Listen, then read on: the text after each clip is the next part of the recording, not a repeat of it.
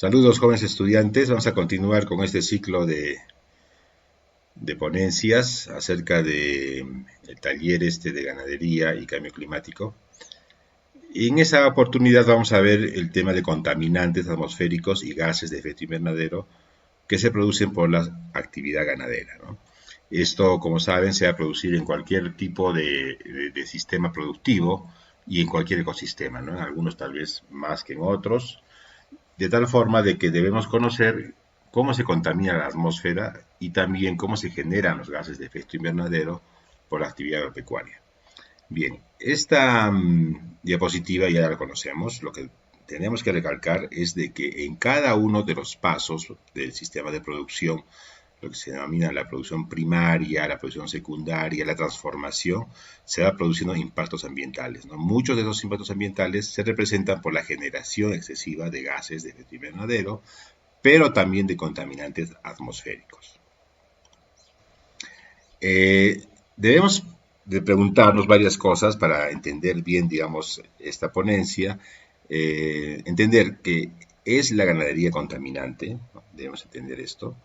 ¿Cuánto contamina y cuál es el alcance territorial? O sea, alcance territorial quiere decir contamina una región, digamos, o una comunidad, o un distrito, una provincia, un país. A eso se refiere el alcance territorial. De hecho, la mayoría de contaminación, digamos, de tipo atmosférico puede ser localizado, pero cuando ya es un gas de efecto invernadero, ya será de efectos, pues, de todo el planeta Tierra, ¿no?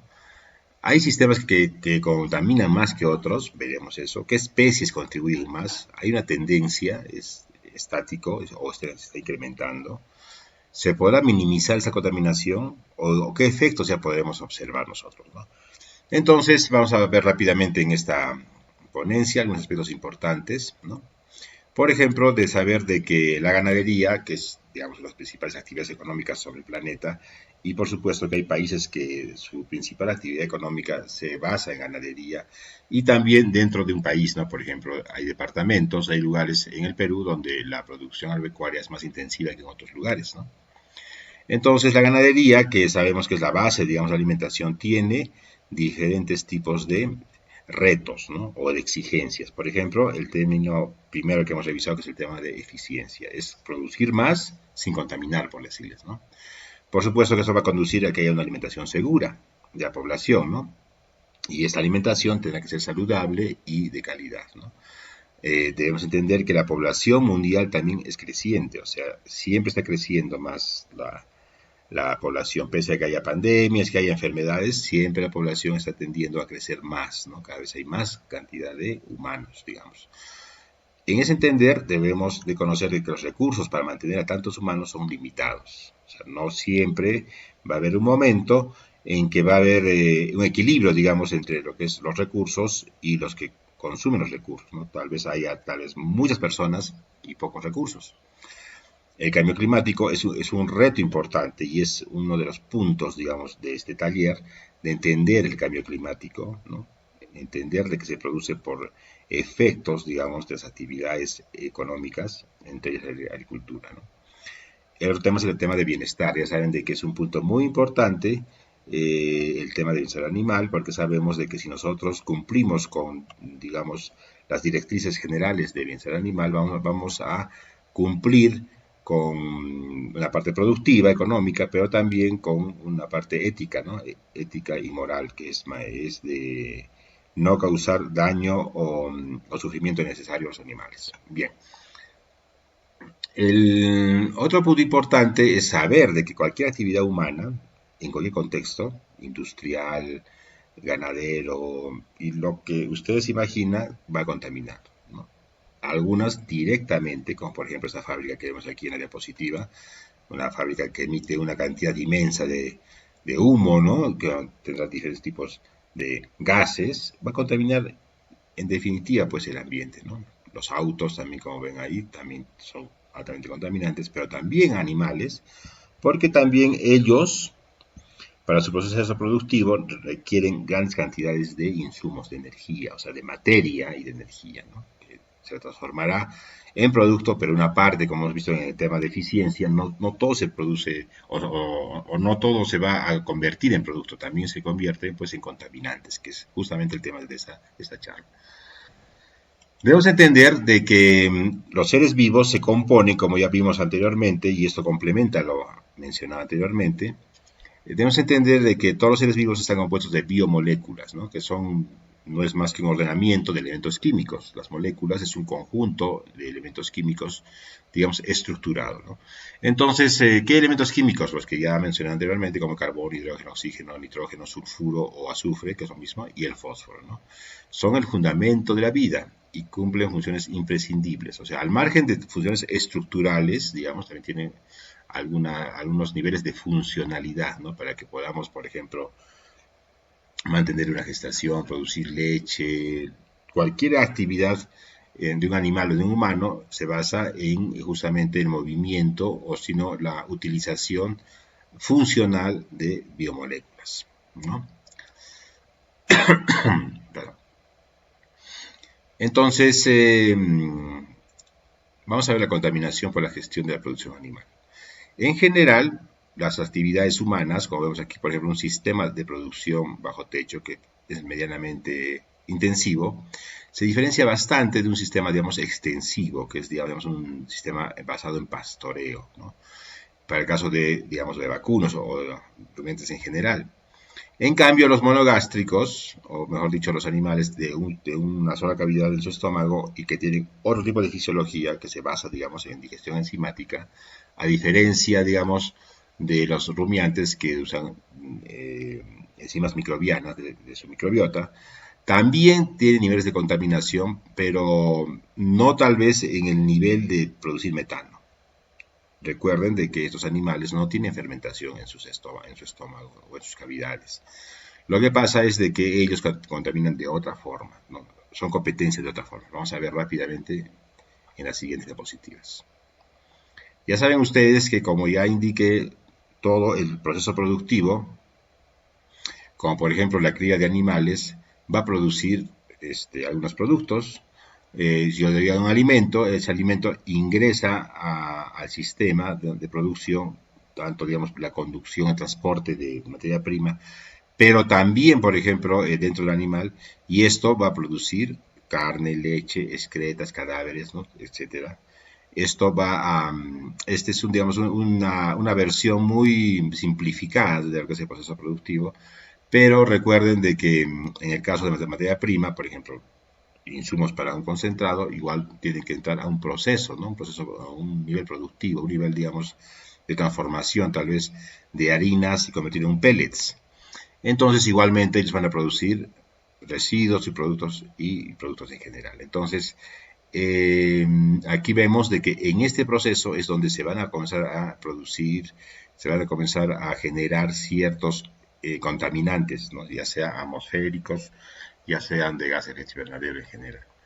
Entonces, vean ustedes de que la intensificación de la producción agrícola, ¿qué significa intensificación? Es producir, digamos, con mayor eficiencia, pero en áreas pequeñas, ¿no? Entonces, esto se ha logrado, o mejor dicho, esto es una respuesta a que hay un incremento de la producción global de alimentos. ¿Por qué? Porque hay una alta demanda, hay más población humana.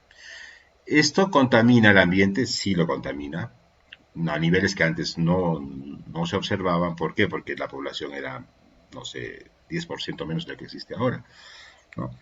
Entonces, eso conduce a que haya contaminación atmosférica. Se contamina la atmósfera o el ambiente cercano a la atmósfera. Se eutrofizan cuerpos de agua, que es lo que hemos visto lo que pasaba en la anterior diapositiva, en la anterior clase, donde se veía que se alteraban, digamos, este tema del nitrógeno, salía de su ciclo y eutrofizaba, o sea, contaminaba y con efectos sobre, digamos, la fauna acuática, los animales acuáticos que habitaban en el lago Titicaca.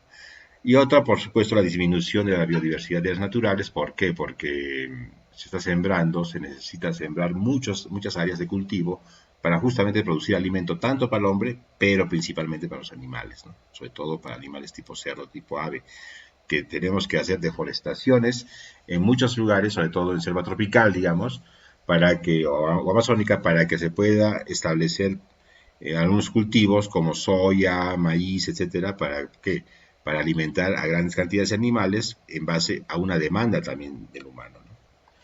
Bien, y hemos visto de que hay una interacción con el medio de su ciclo, como por ejemplo el carbono, el fósforo y el nitrógeno, recuerden, o sea que ellos también pueden contaminar, pero muchos de estos elementos químicos pueden estar en forma sólida, pero, ya saben, por el proceso productivo pueden cambiar de estado físico. ¿Saben? Los estados físicos de la materia son, ya saben, el líquido, sólido y gases, ¿no? Entonces, el nitrógeno, por ejemplo, puede estar en un momento en forma líquida en la orina y luego se convierte en un gas, en amoníaco, que es lo que uno siente dentro de una cullería, un sitio donde hay muchos animales, ¿no? El carbono igual puede estar en un alimento, pero luego, por el proceso, digamos, de fermentación, se puede convertir en, por ejemplo, metano, ¿no? Etcétera. Entonces, debemos saber de que qué sistema de realidad sería el más contaminante. Un sistema basado, por ejemplo, en algo muy intensivo, como por ejemplo la producción de aves, o algo más extensivo, como por ejemplo la producción de rumiantes del pastoreo. Les cuento de que las aves convierten mejor el alimento en producto mucho más que los rumiantes, ¿no? No dependen tanto del medio, son más productivos en general, eh, pero aquí hay una contradicción. Los únicos animales que compiten por el mismo alimento con los humanos, con nosotros, son las aves y los cerdos, porque consumen prácticamente lo mismo que nosotros, o sea, harinas, ¿no? Por ejemplo, soya, maíz y todo este tipo de cosas. En cambio, pero no contaminan mucho. Son competencia, pero sin contaminar. En cambio, los rumiantes no son competencia en el alimento porque nosotros no somos rumiantes, no vamos a comer sus pastos de ellos, pero ellos sí contaminan. Generan mucho metano, como hemos visto ya en clases anteriores, ¿no? Entonces, hay un problema también, es el CO2. O sea, la gran cantidad de humanos y animales libera CO2, pero realmente no es, digamos, un problema. ¿Por qué? Porque el CO2 se utiliza ¿para qué? Para la fotosíntesis, como se ve en esta ecuación, ¿no? Ya saben de que la energía del sol, el agua y el CO2, cuando se juntan esos elementos, digamos, esas condiciones hacen de que la planta pueda crecer y forme glucosa en forma de celulosa en este caso, ¿no? Y a cambio nos regala oxígeno, como nos saca 6 moléculas de oxígeno. Entonces, el tema es de que debemos entender cómo es este intercambio que existe en que la planta nos regala oxígeno, que es un elemento de desecho para ellos, pero nosotros en pago le damos CO2 para que lo utilicen para la formación de glucosa y también de oxígeno. Y hemos observado que, por ejemplo, los animales rumiantes eh, lo que hacen es emitir metano y CO2, ¿no? Y esto ¿por qué se produce? A través de que, a través de entrada de alimento, ¿no? Que al momento de que la microbiota lo utiliza, la microbiota es la que produce el metano y el CO2 como un producto, digamos, de su metabolismo, ¿no? Entonces, por eso los animales que tienen microbiota son los que producen más cantidad de metano. Muy bien. Entonces, el carbono está presente en los dos gases, digamos, de efecto invernadero, el metano y el CO2, ¿no? Y se produce con una gran cantidad, por ejemplo, de animales, de residuos y grandes consumos de materia y de energía, como dice ahí, ¿no? Entonces ahí se van a producir grandes cantidades de metano y de CO2. Entonces, vean jóvenes de que los contaminantes atmosféricos, que son el metano y el CO2, y también el amoníaco. El amoníaco no llega a ser un gas de efecto invernadero, o sea, no sube hasta la estratosfera, hasta la parte superior de la atmósfera donde se encuentran los gases de efecto invernadero, sino se queda en el ambiente, ¿no? Por su peso molecular, se queda en el ambiente y uno lo puede percibir, ¿no? Entonces, recuerden de que cuando hay un mal manejo, por ejemplo, de las excretas de los cuyes o de las aves, más la presencia de materia orgánica y de humedad, por supuesto, digamos, si hay un lado de que el agua se está goteando o no se mueve la orina, o no hay buena ventilación, hay un contaminante atmosférico que no es un gas de efecto invernadero, que es el amoníaco, ¿no? Que no es más que nitrógeno que se ha convertido en un gas. Entonces, hasta aquí hemos podido observar de que en la ganadería se producen pues contaminantes, ¿no? Pero sobre todo en aquellas ganaderías o en aquellas operaciones ganaderas o sistemas de producción donde hay una gran cantidad de animales, donde hay mucha intensidad en la producción. Tal vez en nuestro país todavía no estemos a este nivel, ¿no? De tener muchos animales, porque nuestro país no es un país ganadero al 100%, ¿no? Si bien es una actividad importante, no llega al 100%. Bueno, jóvenes, espero de que haya servido esta presentación. Cualquier pregunta, estamos listos para absolverla y les agradezco.